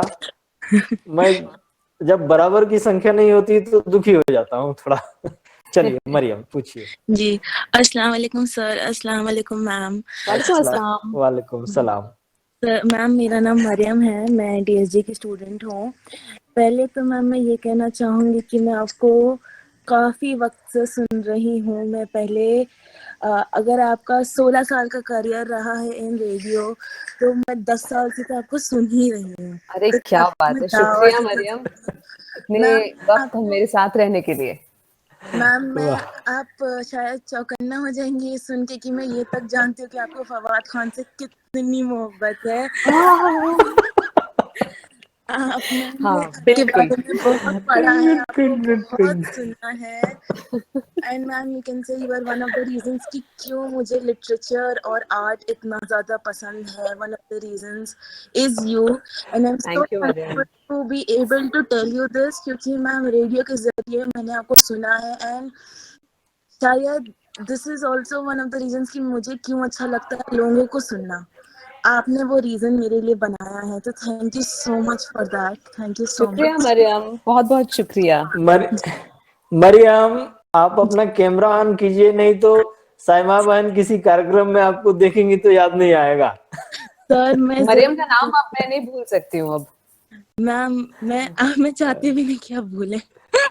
और मरियम की आवाज भी मैंने सुन ली है, वो भी मैं नहीं भूलूंगी। तो चेहरा आए या ना आए, वो आवाज अब मुझे याद रहेगी। मरियम हमारी बहुत प्यारी सी स्टूडेंट है और हमेशा चुपके से रहती है। आज इसने पहली बार पाठशाला में सवाल पूछा, मुझे बहुत अच्छा लगा। सर मैं जरूर करती हूँ, पर मेरी तबीयत बिल्कुल ठीक नहीं है। मैं 100 के बुखार में से तप रही हूँ, पर क्योंकि मैम को आना था इसलिए मैं आज आई, वरना मैं शायद ना नहीं आती। बट मैम का जब से सुना है तब से मेरे फोन में रिमाइंडर लगा हुआ है कि मैम को आना है। आज तो जाना है मुझे, आज तो जाना है। बस सवाल यही पत्रकारिता है और यही रेडियो है, यही जीवन है। जी कि जमाने में कुछ ऐसा कर दिखाओ यारो कि रहने के बाद और जाने के बाद जग में तेरी कमी खले। जी सर, जी सर, बहुत अच्छा बोला आपने। मैम मेरे 2 सवाल हैं। पहला ये कि मैम आप इतने टाइम से इस काम में हैं, इस फील्ड में हैं, आपने पढ़ाई भी सोशल वर्क में किया, आप इतने लोगों से मिली हैं, what will you say about human ingenuity, कि मतलब आपने क्या सीखा लोगों से इंटरैक्ट करते हुए? आपका एक क्या ओपिनियन है टुवर्ड्स ह्यूमन बिहेवियर या टुवर्ड्स ह्यूमन ओनली, अगर आप लेमन शब्दों में कुछ बता सकें उनके बारे में। मरियम, इंसान से जितना मेरा वास्ता हुआ, मैंने ये सीखा है और ये समझा है कि हर इंसान में अच्छा बुरा होता है। जी मैम। हर वो इंसान जिससे हमें शिकायत हो ना, उसके बारे में हमें एक उम्मीद अपनी जिंदगी से कभी भी नहीं निकालनी चाहिए, और वो ये कि उसके अंदर अच्छाई का बदलाव आ सकता है। जी, क्योंकि अच्छा तो उसके अंदर है, बस वो किसी कारण अभी बाहर निकल नहीं पा रहा है, तो वो कब सामने आएगा। दूसरी चीज जो मैंने एक बतौर इंसान के नाते समझी है, वो ये कि हमें कभी भी, और ये बात जब मैं कह रही हूँ तो मैं चाहती हूँ हर एक इंसान इस बात को सुने, हमें कभी भी किसी दूसरे इंसान से नफरत नहीं करनी चाहिए। जी मैम। कभी भी किसी भी दूसरे इंसान से, चाहे वो खूनी हो चाहे वो कोई भी हो, नफरत नहीं करनी चाहिए। इंसान से नहीं नफरत कीजिए। आपको सोच से नफरत हो सकती है, उसके अल्फाज से नफरत हो सकती है, मगर इंसान से नहीं नफरत करनी चाहिए, क्योंकि इंसान ही इकलौता प्राणी है जो बदल सकता है। जी मैम। और वही उम्मीद है कि अच्छाई जो है, अच्छाई, सच्चाई, इंसाफ, प्यार, मोहब्बत इस दुनिया में रहेगा। वही तो लाएगा ना, और कौन लाएगा। जी मैम। इसलिए इंसान से कभी नाउमीद नहीं होना चाहिए। Yes ma'am. बहुत सुंदर। आखिरी सवाल हसन का है। हसन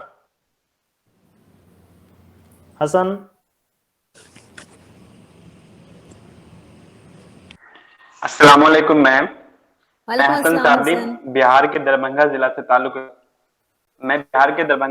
ताल्लुक रखता हूं और जामिया मिलिया इस्लामिया से बीए मास मीडिया का तालिब इल्म हूं। मैं आपका बहुत बहुत शुक्रिया। आप आज से पहले सोशल मीडिया पर देखता था, सुनता था, आज पहली मर्तबा रूबरू होने का शर्फ हासिल हुआ। Thank you ma'am. मैम मेरा 2 सवाल है। पहला सवाल ये है कि एक अच्छा रेडियो जॉकी बनने के लिए एक रेडियो जॉकी के अंदर क्या क्या खूबियां होनी चाहिए, और रेडियो जॉकी बनने के लिए शख्सियत क्या मायने रखती है। दूसरा सवाल यह है कि आज हम देख रहे हैं कि इंडिपेंडेंट जर्नलिस्ट, आजादाना सहाफत, मतलब बहुत सारे पत्रकार सहाफी कर रहे हैं। क्या आने वाले फ्यूचर में, मुस्तकबिल में रेडियो जॉकी के फिल्म इस तरह का कुछ चांसेस है? बस मैम इतना सवाल मेरा। शुक्रिया हसन। आपके पहले सवाल का जवाब कि एक अच्छे रेडियो जॉकी में क्या क्या सिफत होने चाहिए, क्या क्या क्वालिटीज होनी चाहिए। तो एक अच्छे रेडियो जॉकी को सबसे पहले एक अच्छा इंसान होना बहुत ज़रूरी है, क्योंकि हर वो चीज़ जो आप अपने दोस्त में, अपने आइडल में तसव्वुर करें, करना चाहें, वो एक रेडियो जॉकी में होना चाहिए। वो आपकी ज़िंदगी में एक ऐसा इजाफा करे, एक ऐसी चीज़ ऐड करे जो आपकी ज़िंदगी में मिसिंग थी। हाँ, अब वो आपको हंसाए, आपको एंटरटेन करे, या फिर वो आपको कुछ जिंदगी में एक डायरेक्शन दे जाए, या आपका साथी हो। और हाँ, उसकी जबान साफ हो, क्योंकि आवाज ही आएगी ना आप तक, उस आवाज के जरिए उसकी शख्सियत आपके सामने आएगी। और आप साफ तब बोल पाएंगे जब आपकी सोच साफ हो, आपका दिल साफ हो। तो पूरी चीज होती है कि आपको खुद को निखारना पड़ेगा। एक रेडियो जॉकी को हरदम निखारना होगा, ताकि जो सुन रहा है उसके मन में कहीं तो आए कि मुझे ऐसा बनना है।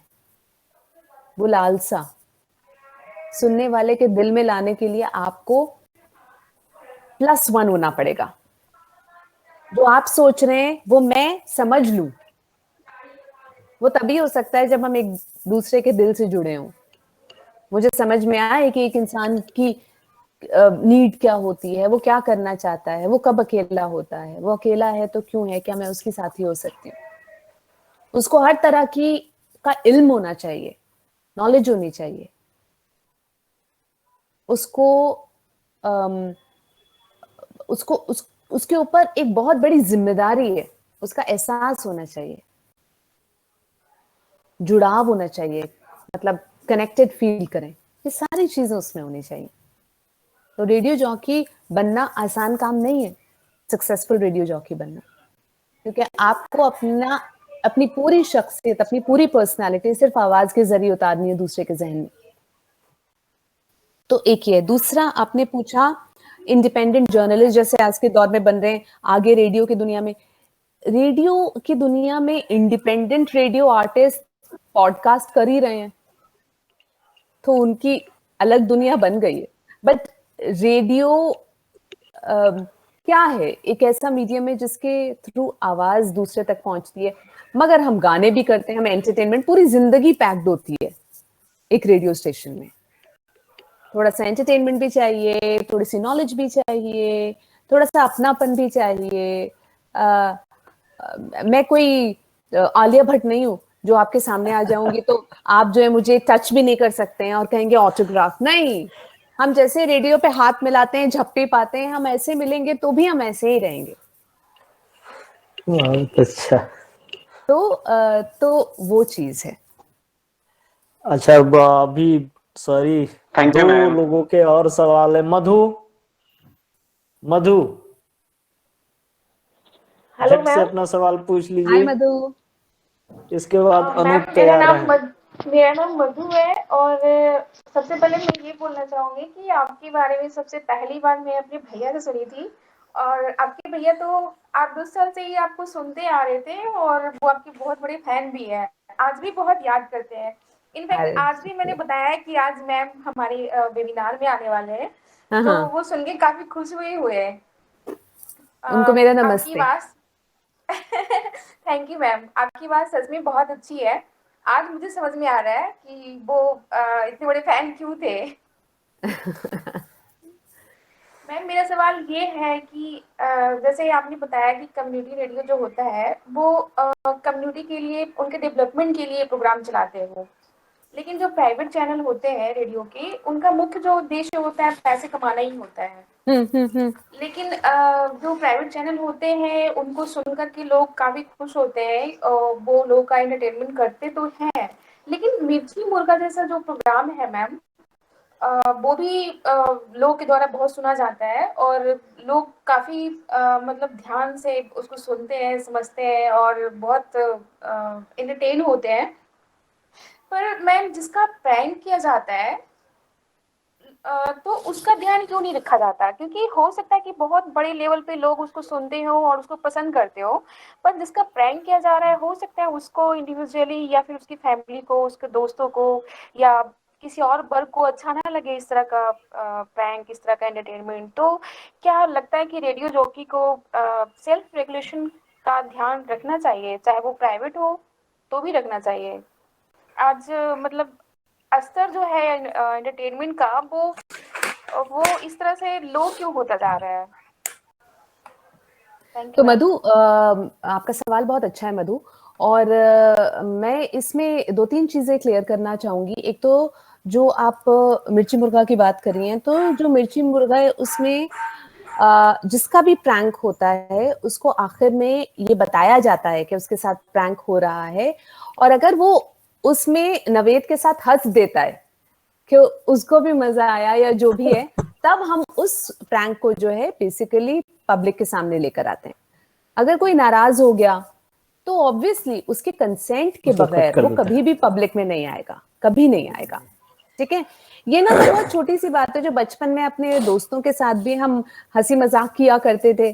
तो कुछ लोग होते हैं जो हंसी मजाक में शामिल हो जाते हैं, कुछ लोग हैं जो उन्हें अच्छा नहीं लगता। जैसे मुझे नहीं अच्छा लगता कि मतलब प्रैंक एक ऐसी चीज है जो मैं कर ही नहीं सकती, मतलब मैं किसी को जाने अनजाने में भी उसका मजाक नहीं उड़ाऊंगी। लेकिन नवेद जो है जब मिर्ची मुर्गा करता है, लोग उसको सुन के हंसते हैं, हंसी से खून बढ़ जाता है। अब जो भी स्टैंड अप कॉमेडियंस होते हैं ना, वो किस पे जोक करेंगे यार? इंसान की भी बड़ी प्रॉब्लम होती है, उसको इंसान पे ही जोक मजेदार लगता है, कुत्ते पे जोक मजेदार नहीं लगता। तो ह्यूमर जो होता है, ह्यूमर अपने आप पे हमें कहा जाता है ना कि यार ऐसा इतना बड़ा दिल का बनना चाहिए, खुश दिल होना चाहिए कि हम अपना मजाक भी उड़ाएं, तो वो उस दायरे में। लेकिन हाँ, अगर कभी कुछ ऐसा होता है जो दायरा क्रॉस कर रहा है, तो ऑब्वियसली आप किसी दूसरे को नाराज करके उस पर नहीं हंस सकते। I am completely with you, completely on that. तो सबसे पहली बात तो ये कि अगर कोई बुरा मानता है तो एक तो नवेद की जिम्मेदारी है कि वो उसको मनाए, और दूसरी बात है कि वो प्रैंक कभी भी लाइव नहीं होगा। हाँ, तो रजामंदी की बात बिल्कुल है वहां पर। अनूप, अंतिम सवाल। Thank you ma'am. Yes, good afternoon सभी को। मैम मेरा क्वेश्चन ये है कि जैसे हम मैम रेडियो की लैंग्वेज के बारे में लिखते हैं, तो ma'am as a journalist student ma'am अभी भी हमको बहुत सारी नॉर्मल चीजें पता है, बस केवल हम कुछ ऐसा नहीं जानते जैसा जो आप जानती होंगी। सर मैम मैं वो जानना चाहूंगा आपके बारे में। और मैम अभी तक सुनने में आपको यही लगा मुझे कि आपको रेडियो में सारी चीजें आपके साथ अच्छी हुई है। मैम ऐसा कुछ आप बैड एक्सपीरियंस बताना चाहेंगे जैसे आपको कभी लगा हो कि मैं इस फील्ड में आके मैंने गलती कर दी, या ऐसा कोई फील्ड जी फिर बाद में आपको लगा नहीं मैंने सही किया? मैम ये दोनों चीजें मैं जानना चाहूंगा। Thank you ma'am. अनुभव, आपका सवाल बहुत अच्छा है। हर फील्ड में बहुत सारे चैलेंज आते हैं, मगर अपना जो दायरा होता है ना, क्या लाइफ क्या है, हम दुखी कब होते हैं? जब जो हम एक्सपेक्ट करते हैं, जो हमारी उम्मीदें होती हैं, उस पे वो वही रह जाती हैं, हम उस पे खरे नहीं उतर पाते। तो जिंदगी में बहुत बहुत अर्ली स्टेज में मैं आपसे कहना चाहूंगी, अपनी एक्सपेक्टेशंस को कम रखिए, क्योंकि उससे थोड़ा भी बेहतर होगा तो अच्छा लगेगा। तो जब मैं रेडियो की दुनिया में आई थी तो मैंने कभी सोचा ही नहीं था कि मुझे रेडियो की दुनिया में आना है। मुझे एक न्यूज रीडर बनना था और मुझे बस आकाशवाणी पे सुनना था वो लाइन की, this is all India radio, the news read by Saima Rahman, बस बहुत सुंदर। सुनना था। और उसके बाद हम मतलब मेहनत करते करते, क्योंकि मैं सिर्फ खुद से जो उम्मीद रखती हूँ वो इतनी उम्मीद रखती हूँ अनूप, कि जो भी मैं काम करूं उसको सच्चाई से करूं और अपनी बेस्ट एबिलिटी से करूं, उसमें कोताही नहीं होनी चाहिए। मुझे खुद को चीट नहीं करना, खुद से झूठ नहीं बोलना। जब मैं उतना ही कर देती हूँ ना, उतना ही काफी होता है अनूप, और मुझे ज्यादा नहीं आता। आप अगर जिंदगी में बहुत कुछ सीखना चाहते हैं तो किताबों को अपनी दोस्त बना लीजिए। इतना पढ़ेंगे ना तो इतनी सी चीज यहाँ पे रह जाएगी, लेकिन जब वो इतनी सी चीज लोगों के सामने निकल के आएगी तो वो एक अलग ही आपके अंदर हीरा चमकेगा। Yes, okay, thank you ma'am. एक चीज मैं आपको बोलना चाहूंगा मैम, जितना हमने आपके बारे में सुना सोचा था मैम, आप उससे कहीं ज्यादा अच्छी हैं और उससे कहीं ज्यादा मैम अच्छा बोलते। Okay, thank you ma'am. बहुत बहुत शुक्रिया। बहुत सुंदर, बहुत सुंदर साइमा बहन, बहुत याराना बातचीत रही, और बहुत मतलब कि ये ऐसा लग ही नहीं रहा था कि हम लोग रेडियो पर नहीं है। और मेरे घर में आज भी टीवी नहीं है, हम लोग पति पत्नी दोनों लोग टीवी नहीं देखते हैं। सही सही सही। और लेकिन रेडियो हमारे पास है, मैं रेडियो सुनता हूँ। हाँ। और गाहे बगाहे रेडियो सुन लेता हूँ। तो बहुत सुंदर बातचीत रही और आपने हमारा आग्रह स्वीकार किया, सुभाष अभिवादन सर भी आपका स्वीकार स्माइल कीजिए। बहुत प्यारा है। सुभाष सर आपका स्माइल शुक्रिया बहुत प्यारा है। शुक्रिया। तो बिल्कुल आपने बिल्कुल। हमारा आग्रह स्वीकार किया, अभिवादन भी स्वीकार कीजिए। और अब हम मानसी बहन की तरफ चलेंगे। मानसी बहन जो है कि सुभाष भाई धन्यवाद। जाने से हाँ सुभाष भाई जी जाने से बहन। पहले मैं सिर्फ एक साहिल लुधियानवी की एक कविता पढ़ना चाहती हूँ, क्योंकि उसमें ही जवाब है बहुत सारे सवालों का यहाँ पे जो मुझसे पूछे गए हैं। हालांकि मुझे बहुत लेट हो गया है, लेकिन मैं पढ़ूंगी। मानसी जो कहना चाहती है मानसी कह दे, मैं उस कविता को पढ़ूंगी और फिर जरूर जरूर जरूर। बिल्कुल सर, मैं धन्यवाद ज्ञापन से पहले ये कहना चाहती हूँ कि ताबिश खान का कुछ सवाल है, उसको ले लेते हैं। अच्छा, Tabish Tabish. Yes, very good afternoon ma'am. Good afternoon Tabish. Ma'am जैसे कि मतलब सबने आपकी वॉइस की बहुत तारीफ की हो, तो तारीफ के काबिल है ही, लेकिन मैं एक बात और कहना चाहूंगा, ये कि आपकी स्माइल बहुत प्यारी है। तो शुक्रिया ऐसा ताबिश। था कि मतलब जिसकी स्माइल अच्छी होती है उसके अंदर काफी दुख होते हैं, तो इस मतलब इसमें इस बात की सच्चाई है, थोड़ा आप मतलब अपने लफ्जों में बयां करें। बिल्कुल सच्चाई नहीं है यार, बिल्कुल सच्चाई नहीं है। ऐसे तो मतलब निरूपा रॉय हर वक्त रोती रहती थी, तो क्या वो बहुत खुश होती थी? नहीं, ऐसा कुछ नहीं। नहीं, मैं स्माइल इसलिए नहीं करती कि मुझे दिखा, मैं कह तो रही हूँ ताबिश, अब बस एक ही चीज जिंदगी में नहीं होती और वो है झूठ बोलना। अब नई स्माइल आ रही तो मैं नहीं स्माइल करती, इसलिए मैं ऐसी जगह ही नहीं जाती जहाँ पे मुझे ऐसा और बिना स्माइल के बैठना पड़े। रेडियो पर झूठ नहीं बोल सकते, उसके लिए दिल भी साफ होना चाहिए। बिल्कुल बिल्कुल। लोग मुझसे पूछते हैं कि साइमा आवाज अच्छी करने के लिए, जैसे हम लोग कहते हैं ना, जब लंबे बाल देखते हैं तो हम कहते हैं आप कौन से शैम्पू इस्तेमाल करती है या तेल इस्तेमाल करते हैं, तो लोग जब मुझसे मिलते हैं तो कहते हैं आवाज अच्छी करने के लिए क्या किया जाए। एक ही जवाब देती हूँ, दिल अच्छा कर लीजिए, आवाज अच्छी हो जाएगी। हाँ, तो साइमा बहन आप अपना शेर पढ़ें और उसके बाद मानसी। तो ये साहिल लुधियानवी की नज्म है। गाना तो हमने सुना ही है, लेकिन इस नज्म में आज एक एक लाइन में हर उस सवाल का जवाब है जो आपके दिल में होगा या आप फेस करेंगे। वो सुबह कभी तो आएगी।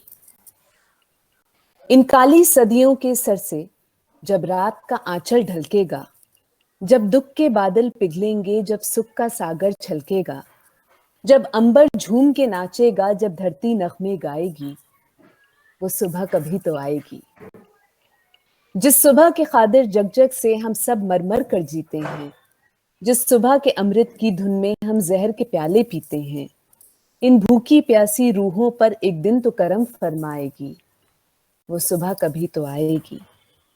माना कि अभी तेरे मेरे अरमानों की कीमत कुछ भी नहीं, मिट्टी का भी है कुछ मोल मगर इंसानों की कीमत कुछ भी नहीं। इंसानों की इज्जत जब झूठे सिक्कों में न तौली जाएगी, वो सुबह कभी तो आएगी। दौलत के लिए जब औरत की इस्मत को न बेचा जाएगा, चाहत को न कुचला जाएगा, गैरत को न बेचा जाएगा, अपने काले करतूतों पर जब ये दुनिया शर्माएगी, वो सुबह कभी तो आएगी। बीतेंगे कभी तो दिन आखिर ये भूख के और बेकारी के, टूटेंगे कभी तो बुत आखिर दौलत की इजारादारी के, जब एक अनोखी दुनिया की बुनियाद उठाई जाएगी, वो सुबह कभी तो आएगी। मजबूर बुढ़ापा जब सूनी राहों की धूल न फाकेगा, मासूम लड़कपन जब गंदी गलियों में भीख न मांगेगा, हक मांगने वालों को जिस दिन सूली न दिखाई जाएगी, वो सुबह कभी तो आएगी। फाकों की चिताओं पर जिस दिन इंसान न जलाए जाएंगे, सीनों के दहकते दोजख में अरमान न जलाए जाएंगे, ये नरक से भी गंदी दुनिया जब स्वर्ग बनाई जाएगी, वो सुबह कभी तो आएगी। मगर उस सुबह को लाएगा कौन? वो सुबह हम ही से आएगी। हम और आप लाएंगे। जब धरती करवट बदलेगी, जब कैद से कैदी छूटेंगे, जब पाप घरौंदे फूटेंगे, जब जुल्म के बंधन टूटेंगे, उस सुबह को हम ही लाएंगे। वो सुबह हम ही से आएगी, वो सुबह हम ही से आएगी। शुक्रिया। बहुत खूब, एकदम दिल खुश हो गया। बहुत खूब, बहुत अच्छा। हमारे एक दोस्त है पाड़िनी आनंद, उनकी वो गीत की लाइनें हैं कि है लाल रहू का रंग, ये दुनिया अपनी होगी, हर घर पे सावन बरसेगा, कोई बिन पानी को न तरसेगा। ये बहुत लंबा है, पारिनी को तो आप जानती हैं, बहुत सुंदर गाता है। वैसे ही मतलब कि ये भी बहुत खूब मजा आ गया। हाँ, शुक्रिया तो मानसी, शुक्रिया, बहुत बहुत शुक्रिया। मानसी,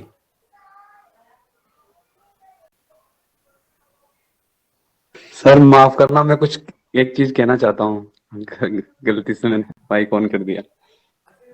हाँ बोलिए। मैम से कहना चाहता हूँ सर। हाँ श्रेय बताइए। मैम आपके पूरे जो नज्म लिखी है, ये सच है कि आजाद है हम, कभी वो भी मतलब अगर सुना दे तो। मैंने वो नज्म रिकॉर्ड करी हुई सुनी नहीं, बस वैसे ही पढ़ा है उसको। जरूर, अभी काम बहुत कुछ बाकी है, कभी और सुनाऊंगी शोएब। अभी मुझे थोड़ी जी सी मैम, कभी देर हो रही है मौका, क्योंकि मुझे फ्लाइट भी पकड़नी है। जी कभी मौका मिला मानसी, जरूर। जी सर, जी सर। हाँ तुरंत, जी बस सर, साइमा बहन को फ्लाइट पकड़नी है, कहीं जानी। बिल्कुल बिल्कुल सर। नमस्कार, मैं मानसी सचान पूरी गांधी जी की पाठशाला की ओर से आपका धन्यवाद करती हूँ। आप अपना समय निकाल करके गांधी जी की पाठशाला में आई और हमें प्रेरित किया। आज से आप भी हमारे गांधी जी की पाठशाला परिवार की सदस्य हैं और मैं आशा करती हूँ कि आने वाले समय में आप हमें ऐसे ही रेडियो के विषय में प्रकाशित करती रहेंगी। बहुत बहुत धन्यवाद मैम आपका। और एक चीज और कहना चाहती हूँ कि सभी बोल चुके हैं, आपकी आवाज बेहद खूबसूरत है and I think that's the reason जिससे लोग आपसे इतना कनेक्ट कर पाते हैं। मैंने आपको आज पहली बार सुना है and I am feeling blessed. शुक्रिया मानसी, मैं आपको हमेशा सुनने वाली हूँ अब। Thank you so much ma'am, thank you so thank you much. So much. बहुत बहुत धन्यवाद। शुक्रिया सुभाष भाई, बहुत बहुत शुक्रिया। Thanks to all the friends. आज आज का बहुत लंबा कार्यक्रम चला, इतना लंबा चलता नहीं, और लास्ट तक कोई ना कोई ज्वाइन कर रहा है। जी बहुत बहुत शुक्रिया सुभाष भाई, और ऑल द वेरी जो बेस्ट। रह गया है मैम, जो रह गया है उसको सुनाने के लिए आप दोबारा आएंगी, ये प्रॉमिस करते हुए जा रही हैं आप। हाँ बिल्कुल मदन, बिल्कुल। और जरूर। वैसे भी सोशल मीडिया पे जरूर मुझे लिखिएगा। मैं 100%, आप मुझे मेल कीजिएगा, इनफैक्ट सोशल मीडिया पे मत लिखिएगा, लेकिन rjsaima@gmail.com, यहाँ पे आप मुझे मेल करेंगी तो मैं वापस आपको लिखूंगी। Okay ma'am, thank you. All right, Thank you so bye, much, ma'am. शुक्रिया, धन्यवाद। Bye bye. Bye bye. चलिए, तो आज की पाठशाला बहुत सुंदर रही, सर बहुत अच्छी थी। बहुत ही बहुत धमाकेदार। अच्छी थी।